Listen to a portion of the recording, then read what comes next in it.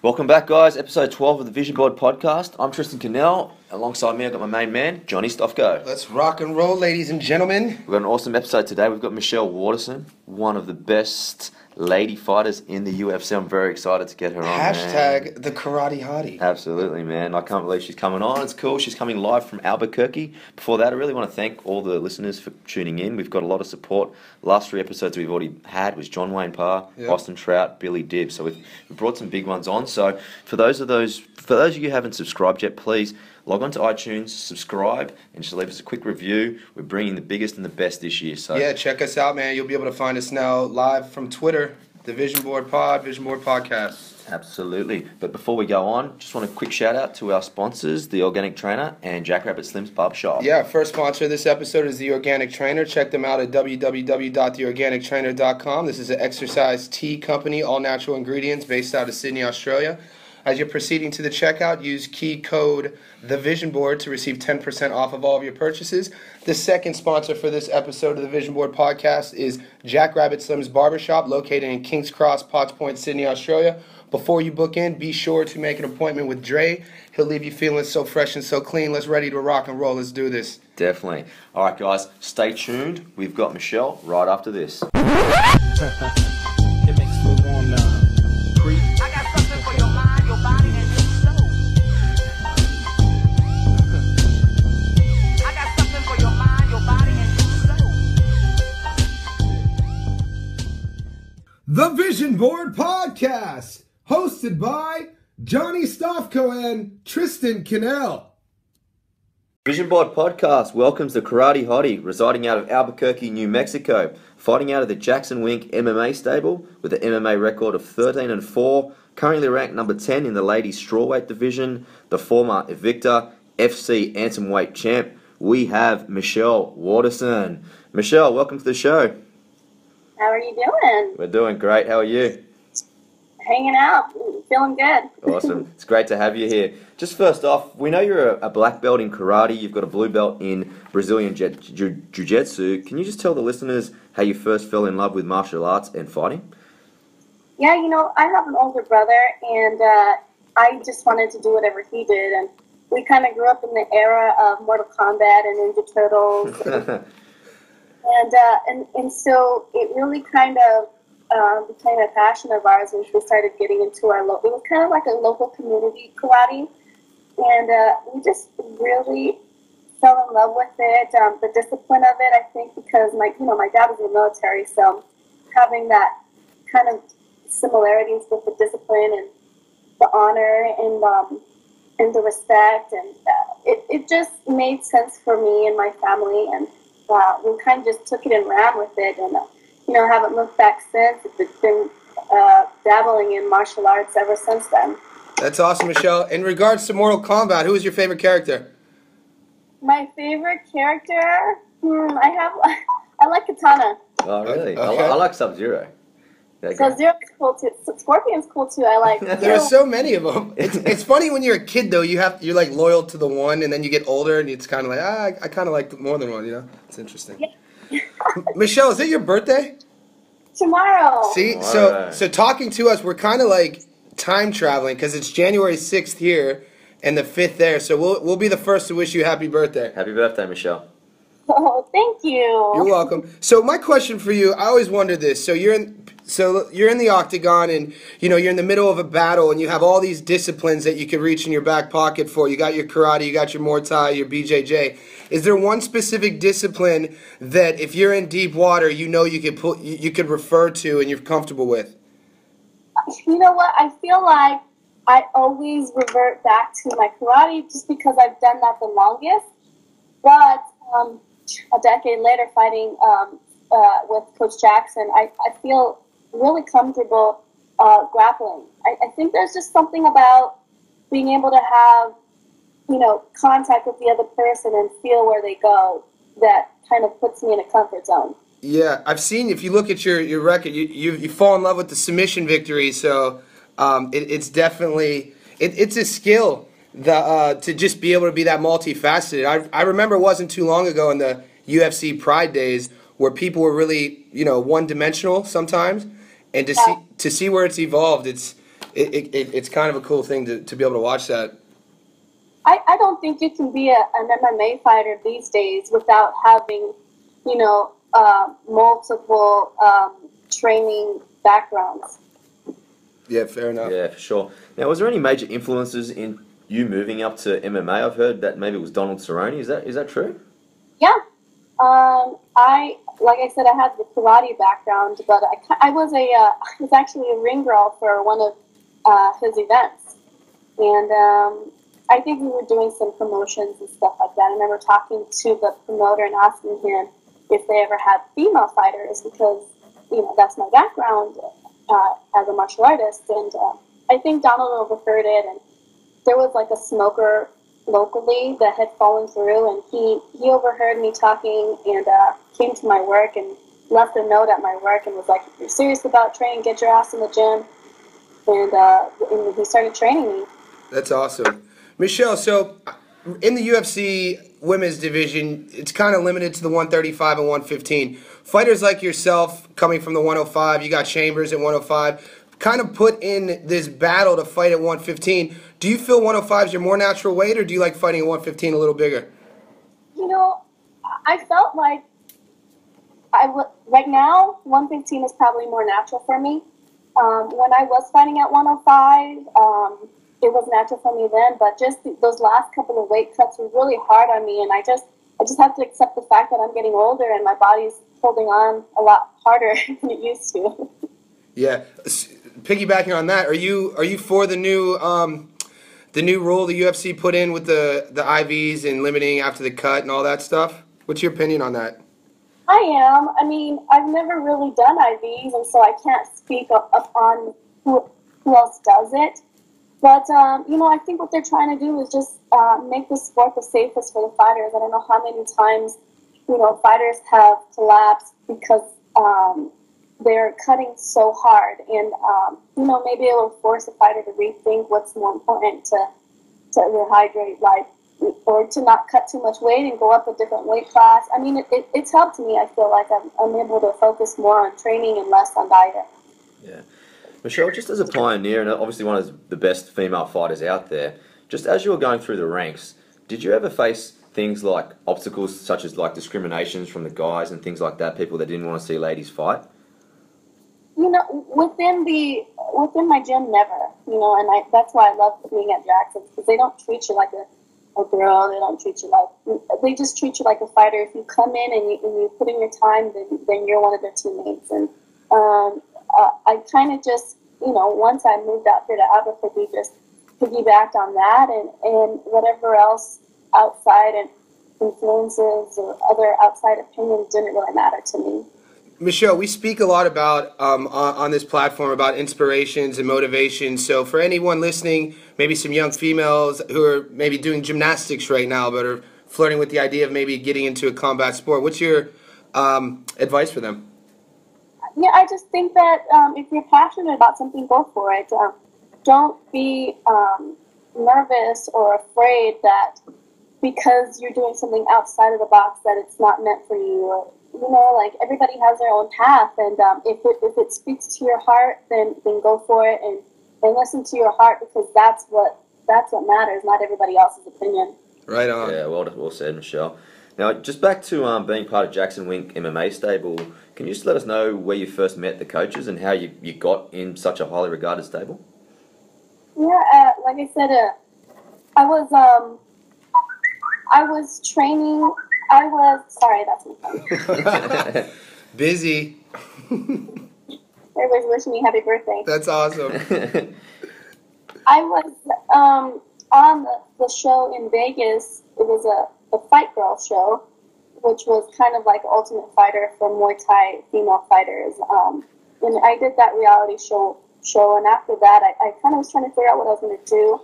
And Donald's the one that was telling me, you come out here to New Mexico, they got girls out here, if you like it, stay. If you don't, go somewhere else. I don't care, just come out and check it out. And so, yeah, Michelle, what do you think, how valuable it's been for your career, just to, as you said earlier about advice following your heart, but the importance of surrounding yourself around like-minded individuals? In your case, you're around people like Condit, who's fighting out of there, just Jackson Winklejohn, Holly Holm being around you. I'm not sure how often you get to see these fighters, but just being in that gym, that alone, is that promote you driving to your full potential? Oh, definitely. I think it's key. You know, when you see these people going for their dreams and they're that close. You know, I don't know how many title contentions we had this year. Paulo Donald, Carlos Condon, and then we had, and there's all these huge fights. You know, Bellator's getting back into it, and so to be around these people every day and to be able to talk to them on a personal level, it's done wonders for my confidence and just everything. That's awesome. So anyone a fan of the sport knows how Jackson runs his, you see him in the corner, he's talking a lot with his fighters in between rounds about breathing and slowing things down and visualizing. Are you doing any type of outside the gym, outside the cage, therapy, maybe naturopathic things, maybe some acupuncture, have you done any sensory deprivation, anything like that? I have. I think what's biggest for me and what's helped me the most is to try to just read some inspirational books. And what I try to do is just read something different each fight camp to try to get like a theme going in my head that's always reminding me to do certain things, Yeah, have you heard of Les Brown? Yeah, I love Les Brown. How awesome is Les Brown? Have you heard the little? So there's that channel on YouTube, The Journey of Purpose, TJOP. Mm-hmm. So he does that little 3-minute speech about living your potential. That type of man. His voice, if that doesn't wake you up, I don't know what does. That dude's awesome. Yeah, it resonates through your body. Yeah, I think so as well. Michelle, just with obviously you've got your mum's Thai and you've trained over there in Thailand. Is there a major difference in training between Thailand and the United States? Well, in Thailand, most of the training is just Muay Thai, and I think that when I first went 10 years ago, I was totally out of my realm, and they kicked my butt. Going back to Thailand this last time, it was different because they did kick my butt, but I think I'm used to the workload of an MMA training center, so that's the only difference, really. But I think fighting is pretty much a universal language anywhere you go. Michelle, your last victory came in July against Magana in the 3rd round. What do you just like if a fan would break down a fight and just look at it from a metaphorical perspective of adversity, self-belief, believing in oneself, to be able to, in a 3rd round submission, whether you're winning or losing that fight, what's that like once your arms raised after the work, after the camp's been put in and your name's called? That moment, what were you feeling? Just, kind of like you got to the top of the mountain, I think. You train for, 8-10 weeks, and it all comes down to those 15 minutes in the cage. And so you just want all of that hard work that you put in to be able to show. Definitely. You also have a pretty fast fighting style. You rarely go to decision. I just want to ask, body language. When you see opponent's body language, is that when you put your foot on the gas? Is there something that you see that kind of indicates that they're down and is ready to kill? I think so, and each fighter's different. Sometimes when you see blood, you just go for the kill. You start seeing that eye swell up. Same thing, you're going to go after that eye. In my last fight, I just felt like Magana was kind of, losing steam, and I felt like if I just softened her up a little bit with the ground and pound, that she would just give up that submission. Yeah. She outweighed you on that night by over 20 pounds. Is that correct as well? I have no idea. I saw something yesterday that said the different weigh-ins, and I'm pretty sure she outweighed you by 20 pounds. It was quite an amazing performance. Yeah, it's interesting to see the fighters, though. Michelle, like you said, that's probably something you wouldn't even look for. You just go out the same way, opponent versus opponent, getting that W. Michelle, what happened? So what transpired this weekend? Any fight fan who watched it, in terms of the no. I know your employer is Dana, so I don't want to put you in a weird situation. But we'll be positive here. And the decision with Noak, and then with Carlos. Do you think that in the future the UFC may experiment with other type of like point systems? I hope so. There's something wrong with that point system. And to be honest, I mean, Dana even said it at the press conference. He thought Carlos won, so it's actually out of his hands at that point. It's the commission. But MMA's evolved, and the scoring system has to evolve with it. Yeah, I definitely agree. How about the rule? What's your opinion on the rule? I don't know how savvy you are with pro boxing, but for instance, watching the Weidman fight, a couple other instances where, the ref maybe is waiting for the fighter to overcome, and he just maybe takes a little bit too much beating to where the corner isn't, your camp isn't allowed to throw the towel in, but in boxing the coach can. What's your opinion on that? I didn't know that they weren't allowed to throw the towel in. I think it depends on the fighter, because I know that the majority of fighters is going to want to kind of let it go into the deep water, especially for a championship fight. You want to give them the benefit of the doubt and let them, but you also want to save their brain cells. Yeah, most definitely. Longevity is definitely a big thing. We talk about, we see clients, they come to us and rely on us for advice and fitness and nutrition. A pro fighter like you, at its highest level, are there any little secret things you're doing with your nutrition? Like, are you into like organic foods? Do you only eat certain types? Do you avoid certain foods? Could you talk to us a little bit about that? You know what?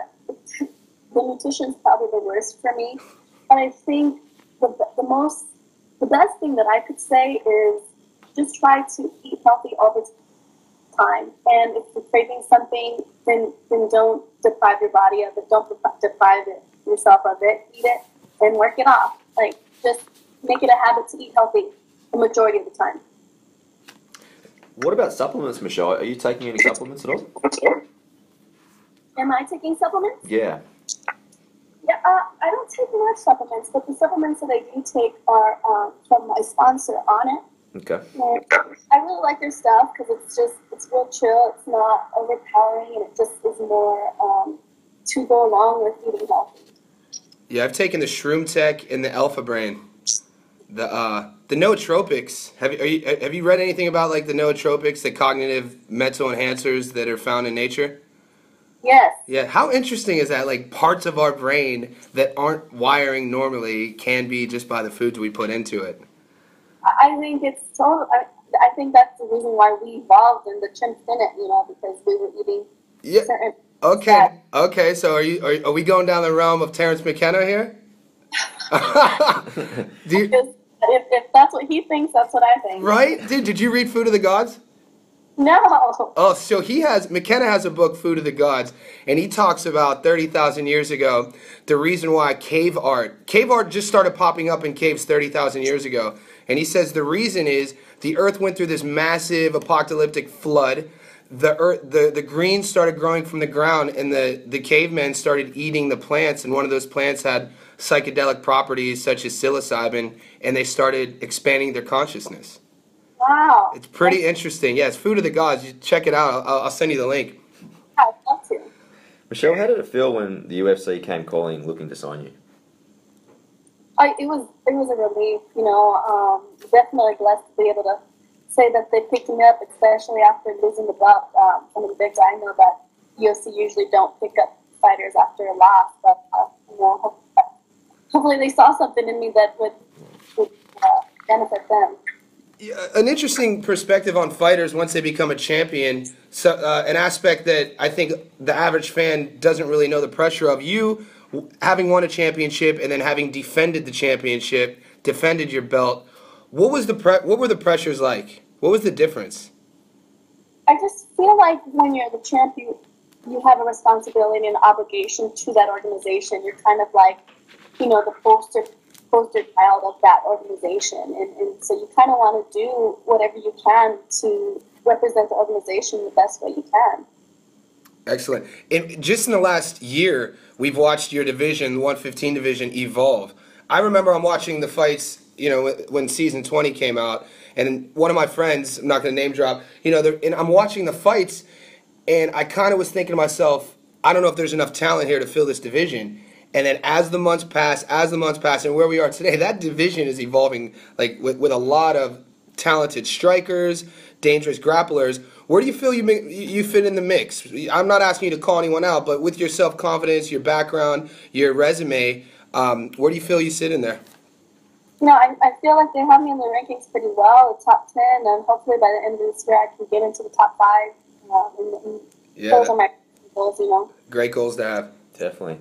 Just we're really excited to see you back in the cage. You had to pull out your last fight with Trisha Torres. Tisha. Tisha.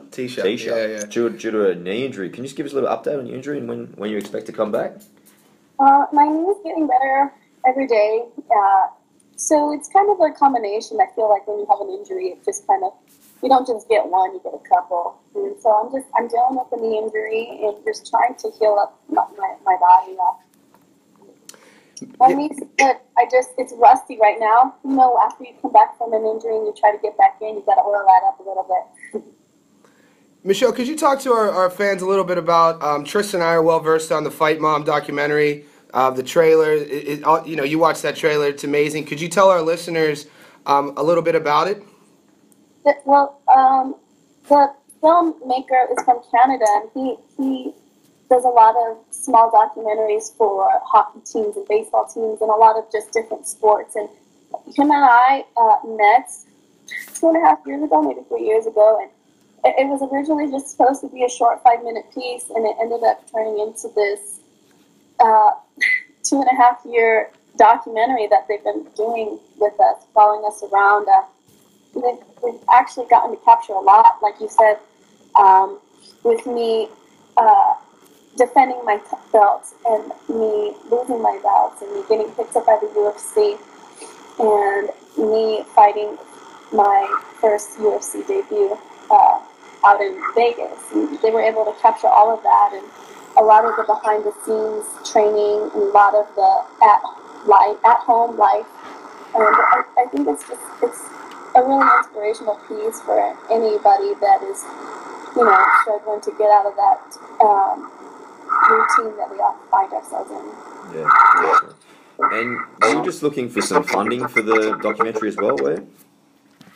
If you go to www.kickstarter.com/fightmom, you'll be able to see a trailer, and we're trying to raise some money so that we can finish the editing process. And once that's all finished, our goal is to try to get it into some film festivals. Awesome. Just on a lighter note, Michelle, just a question we ask a lot of our guests.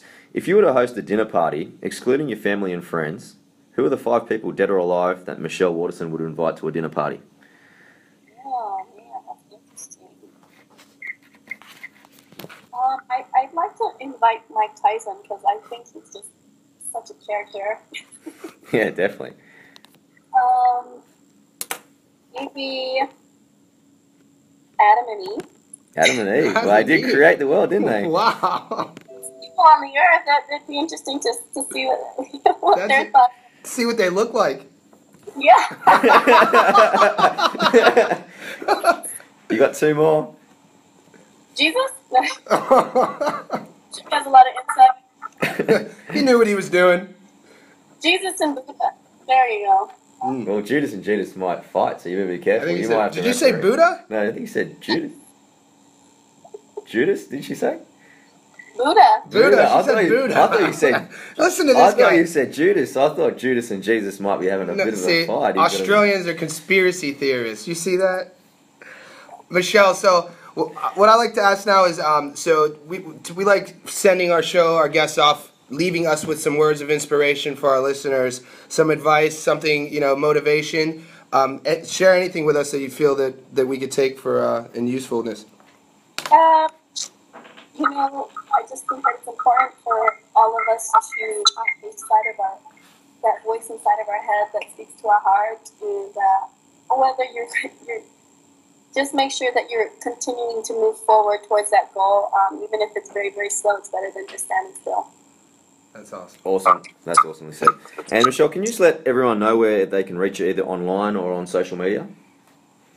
You I'm most active on my Instagram, but Instagram, Twitter, Facebook, it's Karate Hottie MMA. Awesome. We'll leave those notes in the show notes as well. But Michelle, we really want to thank you for coming on today. We wish you all the best for 2016, and we would love to have you back on again. Yeah, we'll be cheering for you, Michelle. Definitely. We wish you the best for everything, and have an awesome birthday, too. Thank you so much. No worry. We'll speak soon. All right, have a good one. You too, Cheers. Michelle. See you later. Nice, man. Yeah, She's another example She's of different. how humble, and this person is a champion. Yeah, it doesn't Michelle- matter who it yeah. comes from. Everyone's got their own championship qualities. You know what I mean? Like we've had it from a few different genres with John Wayne Parr, Jeff Fennick, to John Goodman, to Avica, to Anton, to all these guys. Yeah. Even me and you. Everyone's got a different way, philosophies. It's just interesting to- beautiful how the world works like that. Yeah, and it's interesting to see a female's perspective Mm-hmm. because looking back into our notes, we have a long list, but Michelle was our first female guest on the show. And it was unbelievable just to see her perspective on things and How important it was to have. Also, I like what she spoke about Donald.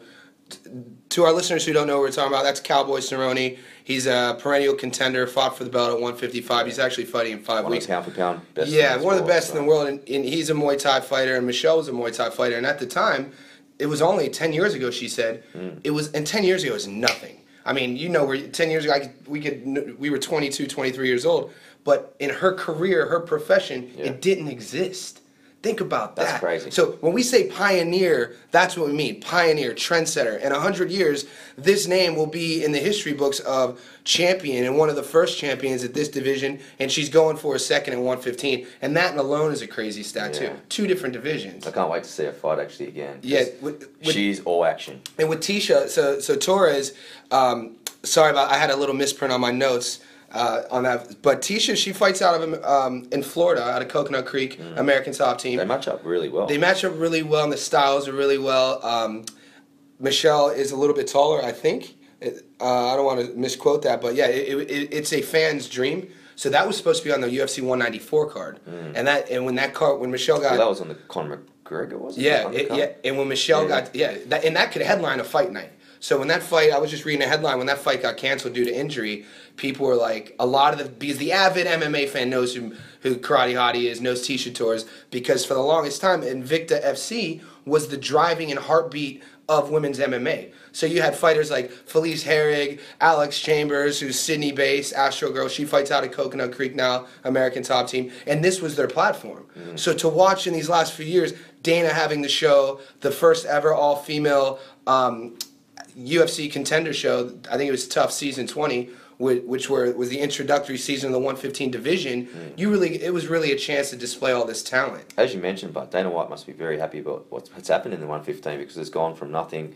to now being one of the ones with probably the most talent in terms of spread. If she's number 10, Yeah, I'd like to see those other 9. Who's the other 9 that's better than her? Yeah, right? and you know what? Up until about a month ago, Joanna, I'll just call her JJ. She's the champion. She's just looked really dominant. But there's just in the last couple fights, you're seeing other girls honing their skills. Their stand-ups looking really good. You had on the card last weekend, she fought out American Top Team. She lost a decision, but her name's slipping my name right now. But she looked exceptional. So it's just going to be exciting to watch as the months pass to watch these matchups. So back to Michelle, just the quality of her all-round game. Like, Yeah. she is top class in a lot of different. Dude, jiu-jitsu, wrestling, boxing, Muay Thai, karate, Yeah. and it's interesting how I thought when I asked the question, what the back pocket skill, like if she's in deep water, I thought she was going to say her jiu-jitsu. Because if you look at her record, she choked out submission Magana. She's 8-1 in her last 9 fights. And the karate, when you're on the ground, it's really useless. Yeah. Unless you're doing your stand-up. But yeah, she's not the only one. You got Lyoto Machida, former champion, karate background. Once again, Chambers, karate background. So it's these disciplines I feel when we're younger. A lot of these fighters were taken to these studios or dojos by their parents, learned this discipline, and just fell in love with it. Yeah. So I think that is something we can learn as well. She also makes some good points about how her giving 100% in the gym, that's how the Jackson gym is. It doesn't matter if you're a male or female. You give 100% when you're there. Yeah. You're efficient. You're effective. You go in there to do your work. Yeah. And that's what makes the person in the gym, not whether you're male or female, 200 pounds or 100 pounds. It doesn't really matter. Your effort's going to define you. Think about, dude. That's the best thing I've heard all day. The day is still young, but effort is what defines you. It's not our gender. It's not our win-loss record. It's not our bank account. Because it's something you can control. Yeah, and you know what? Control effort. It's the lasting effect you have on people. That effort. People, they don't remember the color of your car or the color of your suit. They remember how you made them feel. Yeah. The effort you put forth while you were in their presence. Were you present? So that's a very good point. So let's think about this too. Imagine the people you look up to. Like, it's a rhetorical. You don't have to name them, and I'm going to do the same. I'll pick 4 of them in my head. Now, imagine those 4 people you and I collectively get to be around every day to help hone our skills, whether our coaching skills, our motivational skills, our business skills, our training skills, and we get to be around them. She gets to be around them. Yeah, absolutely. Surrounding yourself with people that can make you better. And challenge you. Exactly. Because what she said... That's what she does on a daily basis. She's at Carlos Condit, Donald Cerrone, John Jones, Holly Holm. This is a gym, you need to have a well-polished, evolved mindset to be able to just walk into that gym. Even just to walk in without being starstruck is a skill that you would have to kind of evolve yourself with. And I think that's what she said 10 years ago when you mentioned the bit in Thailand. She said she was in way over her head. Yeah. But what does that say? Out of her comfort zone. We need that to evolve as people. How many people live their whole... We speak about that a lot, and a few of the guests have spoken about that a lot, so I think that's huge. How many people live their entire lives without getting out of their comfort zone because it's safe? Yeah. Nothing great comes from that. You need to literally get nervous, get uncomfortable, be vulnerable, and then that's how you grow. But I love the fact that she's chosen that gym as well. Like, she could choose another gym where she's the number one and everyone's looking up to her and bowing down to her, but she's chosen a gym with people that can help her evolve every day. Killers. I think, we spoke, Trout said he goes there he because those guys aren't just, it's just not a one-dimensional, one-faceted gym. You go there for boxing, and these are all gyms throughout the world. That's the beautiful part about sport evolving. Because if you look at the sport of MMA in the mid-90s, when I grew up watching it, late 90s, watching these Pride events and the first UFCs where there were no weight classes, there were I remember a guy, I think it was UFC 1, he was a boxer, and he had a boxing glove on his left hand and nothing on his right. Are you kidding me? Could you imagine that today? Like, limiting yourself to one hand, not being able to grab, not being able to submit, thinking that you're going to do good enough with just the right hand? It's crazy. It's crazy. And that's what the days of Hoist Gracie. Hoist Gracie, when you fought 5 times in the same night to win. These events were 12 hours long. I remember Gracie fought Severn. I think it went 48 minutes, and Severn was a heavyweight, and Gracie weighed 160 pounds. Wow. And dude, it's just crazy to see the barbarism in what it used to be and where it is today. Absolutely. And the new fan says today, oh, there's blood everywhere. But those guys, I feel it's one of my favorite sports because it's so primitive and primal, and it's intimate, and it's more than just a fight. You see the mental approach, you see who breaks, and then like Michelle said, I think she said she sees the blood and she attacks. Yeah. That's an instinct. That's not a choice. Yeah. That's natural. That's a natural. That's a human instinct. Yeah. Absolutely. But it was great to have Michelle on. I want to see more of the female guests come on, but we need some ideas from you guys too. We also need some questions.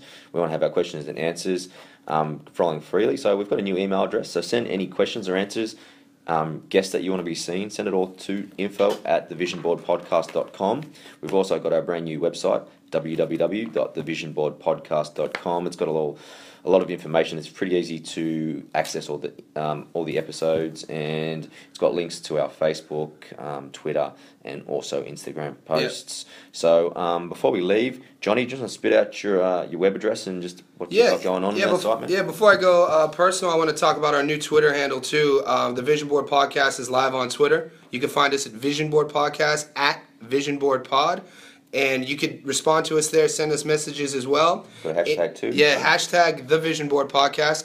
You can check my personal page out at www.therealfitcoach.com. I'm on Instagram at _fitcoach. On my website, you'll be able to sign up to my newsletter, keep you in the loop with our podcast. I have a couple books on that website. If, like you heard Michelle talk about, she likes the motivational stuff, as do I. So I have a book on early morning motivation. I have a photography book full of inspiration. So if you want to get involved, www.therealfitcoach.com. Awesome, man. And guys, you can check me out at www.tristancannellfitness.com. I've got 3 ebooks on there, including a 12-week super shred and also a cookbook. So check that out. You also get subscribed subscribe to my free newsletter with the latest workouts, fitness tips, nutrition tips. So jump on there. It comes out every Monday.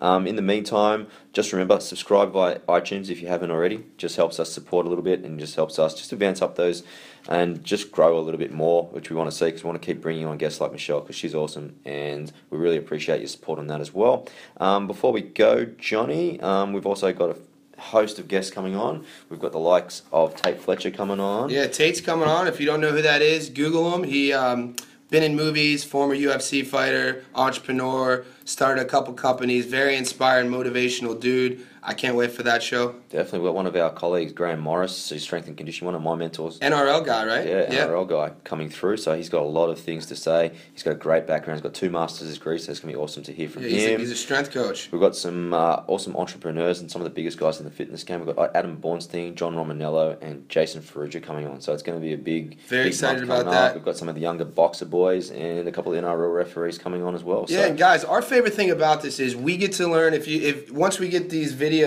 you know, we evolve to that stage. You'll see Tris and I we constantly have our notes. We're taking notes. We expect that from you too. So we bring this platform. We use this platform to inspire, to educate, and to teach. So like we said, if there's anybody that you feel that can.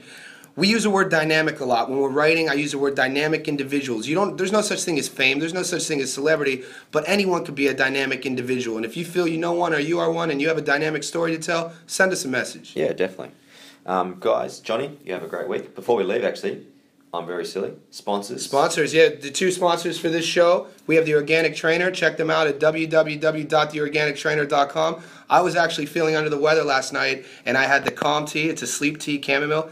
Definitely the way to go. They also have an awesome trainer flask. So the flask allows you to put the tea in it, add water, and you can take it with you. So as you're proceeding to the checkout, type in key code The Vision Board for 10% off of all of your purchases.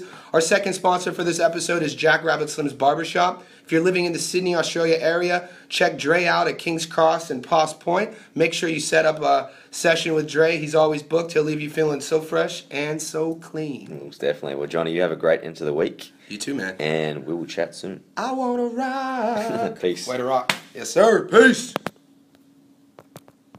It makes me wanna creep. I got something for your mind, your body, and your soul. I got something for your mind, your body, and your soul. The Vision Board Podcast, hosted by Johnny Stofko and Tristan Cannell.